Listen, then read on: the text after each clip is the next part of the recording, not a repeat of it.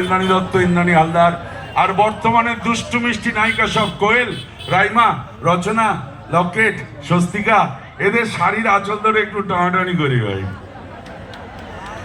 ভালোবাসতে আমায় দেয় না ভাই, ওগো দেয় না গো।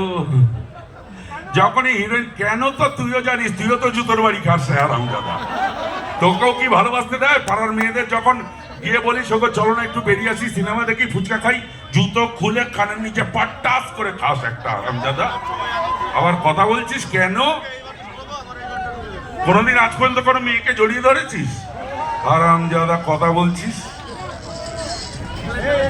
কেন? যখনই হিরোইন গুলোর কাছে গিয়ে বলি ওকে চলো না একটু বেরিয়ে আসি, সিনেমা দেখি, ফুচকা খাই, বলে মারবো জুতোর বাড়ি।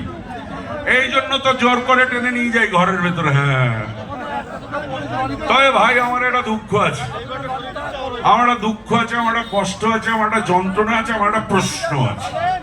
এই প্রশ্নটাকে ঘিরেই আমার যত দুঃখ, যত কষ্ট, যত যন্ত্রণা। প্রশ্নটা বলবো, নিজের ওই খনখনে মুখটা বন্ধ করে একটু মন দিয়ে শুনতে হবে। কথাটা কি? ধরো সিনেমা দেখানো শুরু হলো, সিনেমায় হিরো, হিরোইন, ভিলেন সব এলো। হিরোইনের সাথে আমার দেখা হলো, আমি একটু প্রেম ভালোবাসা করতে চাইলাম। তারপর চত্থাপ্পর জুতোর বাড়ি খেলাম, খেয়ে বললাম ঠিক আছে সালি, তোমায় দেখে নেব। এইবার সিনেমায় দেখানো হলো কখন, কোথায়, কেন অন্ধকার রাস্তায় একা হিরোইন হেঁটে যাবে, সিনেমায় দেখানো হলো।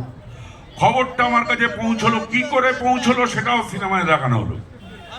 আমার কোন ট্রেনিং আছে বলে গুরু একটা জব্বর খবর আছে গুরু। আমি বল, আজকে রাত্রি 10টার পর পূজা একা বাঁশবাগানের পাশ দিয়ে হেঁটে ওর বাবাকে খাবার দিতে যাবে, খবর একদম পাক্কা গুরু।